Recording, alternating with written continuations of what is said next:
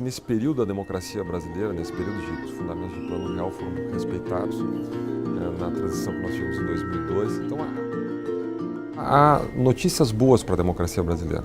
Agora, há notícias ruins também. Então, esse é apenas um estímulo, por exemplo, o princípio da reeleição. O Brasil vive hoje, nós temos aí 25 anos da Constituição. Nós tivemos algumas mudanças constitucionais importantes, como a vitória do presidencialismo no plebiscito de 93, depois tivemos a mudança constitucional da reeleição em 98. Né? Acho que o Brasil, nesse período da democracia brasileira, nesse período de 30 anos, vamos chamar assim, acho que nós afirmamos uma sociedade de direitos, nós passamos por impeachment de um presidente da República, nós tivemos 3 reeleições sucessivas, né, o que mostra uma certa estabilização do sistema político. Né? Nós tivemos uma transição entre partidos muito diferentes do ponto de vista programático e a nossa democracia absorveu isso bem. Né?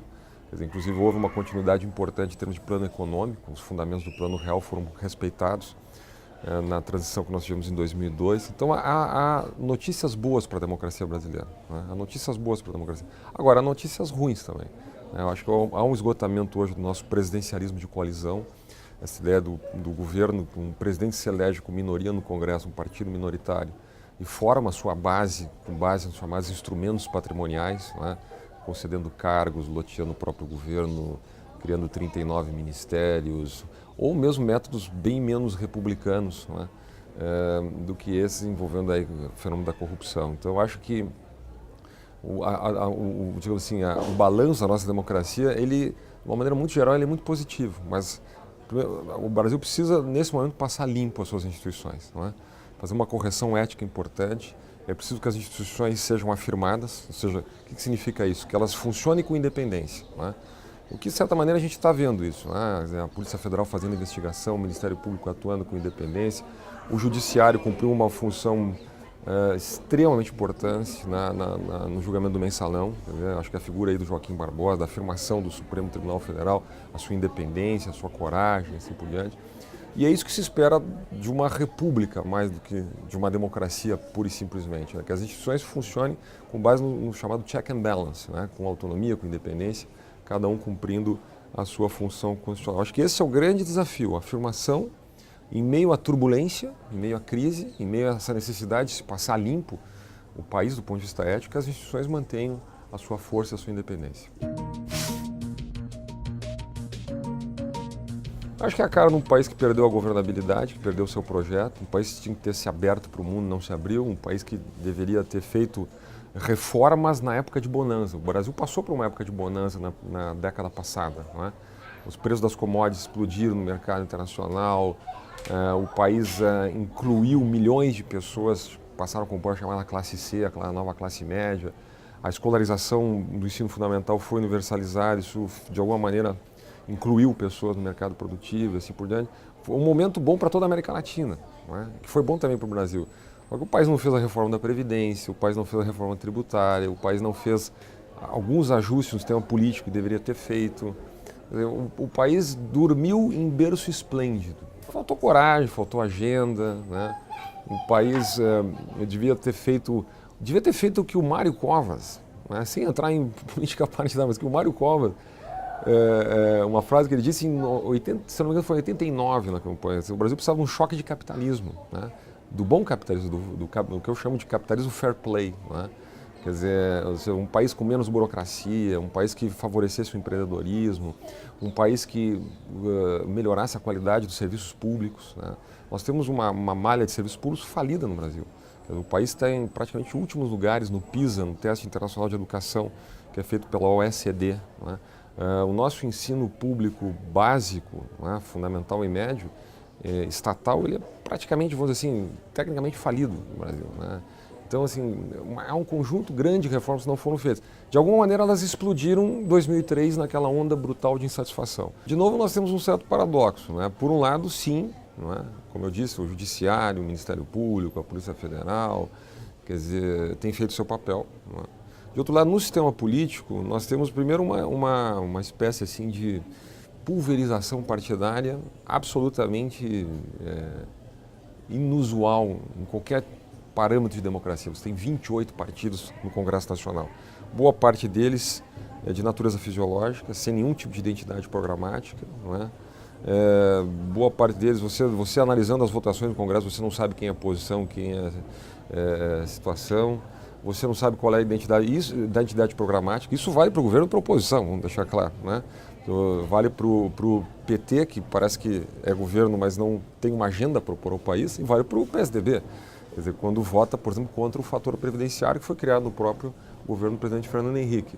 Eu não estou nem entrando no mérito dessas votações, mas apenas identificando que parece que falta ao país uma agenda. Agora nós tivemos a votação por exemplo, da maioridade penal. Não é? O Congresso votou numa noite contra, e na outra noite votou a favor da redução da maioridade penal. Não é? Você não sabe qual é a posição do governo, você não tem um projeto alternativo, por exemplo, que poderia supor ou poderia sugerir a expansão das penas dentro do Estatuto da Criança e do Adolescente, que é uma sugestão hoje muito forte no judiciário, mas que não se reflete no sistema político. Ela não aparece no debate público, né? Então o país fica numa discussão, na minha opinião, um tanto irracional sobre reduzir ou não simplesmente a maioridade penal, né? Então isso é apenas um exemplo. Nós tivemos agora recentemente uma votação muito rápida de um projeto de reforma política, né? Extinguindo, por exemplo, em primeiro turno, é verdade, o princípio da reeleição. Faz apenas 17 anos que nós tivemos a introdução da reeleição no nosso sistema político. Será que em 17 anos já é tempo de experimentação, de maturação suficiente para se fazer uma mudança constitucional tão importante como essa? Né? Será que o mudancismo, a inconstância, a instabilidade não acaba se tornando uma marca da nossa democracia? Então eu acho que o país falta liderança política nesse sentido para o Brasil, né? Falta um projeto de país que possa... E eu acho que isso a sociedade pensa, a sociedade percebe isso, há um mal-estar na sociedade quanto a isso, ou seja, a ausência de um grande projeto político, vamos dizer assim, uma grande visão de futuro para o país, né? E aí reflete o descrédito da liderança política. Os partidos no Congresso Nacional hoje têm entre 6% e 8% de credibilidade pública em qualquer pesquisa, né? Então, há um descrédito profundo. Isso é ruim para a democracia, né? A oposição tem menos de 100 deputados na Câmara Federal, né? E tem muito pouca presença na sociedade, né? O PSDB, que é o maior partido de oposição, ele não tem o DNA da rua, ele não é um partido social-democrata muito diferente da raiz dos partidos sociais-democratas alemães. Ele não tem base nos sindicatos, ele não tem uma base forte na sociedade civil. Ele é um partido que expressa um anseio modernizador da classe média urbana, mais cosmopolita, mais bem informada, que em grande medida saiu às ruas no Brasil em 2013, agora acho que com mais força em 2015, né? Então, assim, a oposição, primeiro, é isso, ela numericamente é pouco representativa dentro do Congresso, né? Segundo, ela é muito fraca nas ruas, na sociedade, né? Mas cumpre um papel, né? Digamos assim, a eleição foi muito equilibrada em 2014, né? Agora, de fato, passa para a sociedade a ideia que falta um grande projeto também para a oposição, né?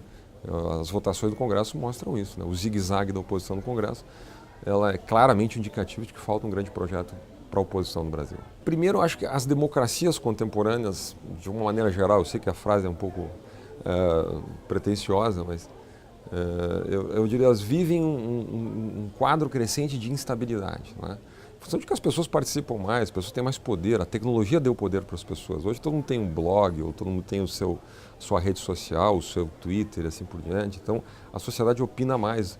Eu brinco sempre que nós vivemos num mundo onde todos se tornaram intelectuais, né? Todos se tornaram ativistas. O custo de você hoje produzir uma manifestação política caiu muito em relação à minha geração, por exemplo. Quando eu era um jovem ativista, você tinha que editar um panfleto numa gráfica, num mimeógrafo, você tinha que acordar às 6 da manhã, ir para uma parada de ônibus, mobilizar as pessoas, né? Mesmo assim houve grandes mobilizações, né, nos anos 80. Mas hoje esse custo caiu muito. A sociedade ela é muito mais crítica, ela tem muito mais acesso à informação. Nós vivemos o que o Moisés Naim chama a revolução do mais escolaridade, mais renda, mais vida urbana, muito mais informação, muito mais capacidade de mobilização. Então, toda a democracia tende a ser mais instável, os cidadãos tendem a ser mais críticos, não é? Então, assim, isso é positivo por um lado. Acho que nós vamos ter que chegar a um certo equilíbrio. Nós vamos ter que... Eu gosto muito do Richard Sennett, que é um dos convidados do Fronteira do Pensamento desse ano. Nós vamos ter que aprender uma nova diplomacia nas relações na internet. por exemplo, sermos menos enfáticos, sermos menos donos da verdade. Não é? Ele brinca assim, vamos usar mais o subjuntivo, quem sabe eu digo talvez, né?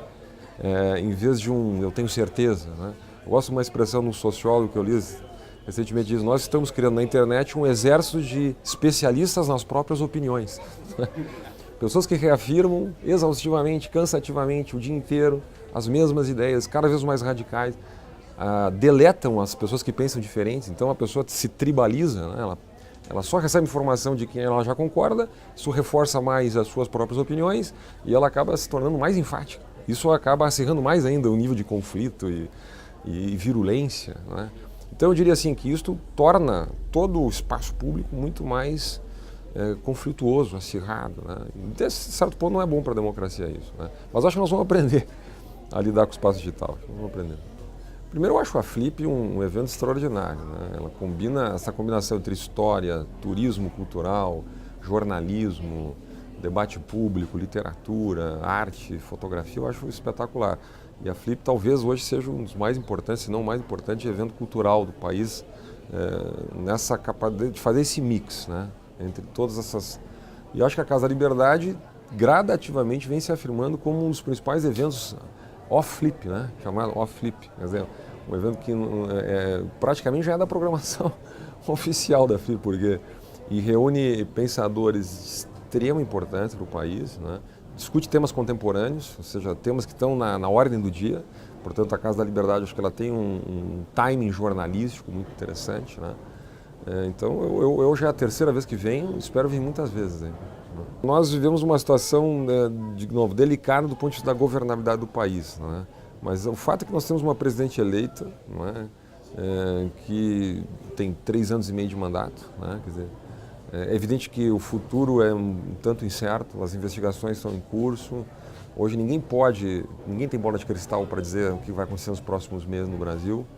As investigações estão chegando muito perto do Palácio do Planalto, né, da campanha presidencial. Portanto, há um nível de risco institucional no país. Né? É inegável que há um risco institucional. E eu tenho muito cuidado de dizer isso, porque eu acho que o país hoje tem que ter muito cuidado. É preciso deixar que as investigações prossigam, é preciso respeitar o judiciário. Né? É preciso o que a gente puder fazer para não acirrar ainda mais o nível de conflito político no país, mas deixar as instituições funcionando. Né? Eu acho que o presidencialismo tem essa característica. Né? Você não retira, não existem mecanismos institucionais para se retirar do poder um chefe de governo em função de popularidade. Né? E nem seria saudável isso, senão você não teria nenhum governante capaz de tomar medidas impopulares quando necessárias. Né? Então, nós não vivemos um regime parlamentarista onde você pode produzir, enfim, novas eleições, enfim, como se pode fazer uma transição mais suave no regime parlamentarista. Então, eu diria assim, o país faz um ajuste fiscal que gradativamente vai recuperar, vai demorar, mas vai recuperar gradativamente a confiança ou aumentar o nível de confiança no cenário econômico. Né? O país recentemente já apresentou um programa de concessões de portos, aeroportos. Finalmente, eu acho que se concluiu que a iniciativa privada, o sistema de parceria público-privada pode ser bom para o país. Espero que seja bem feito, espero que isso ande com rapidez. Né? Agora, eu espero que o que parece mais importante é que a nossa democracia sobreviva a essa turbulência.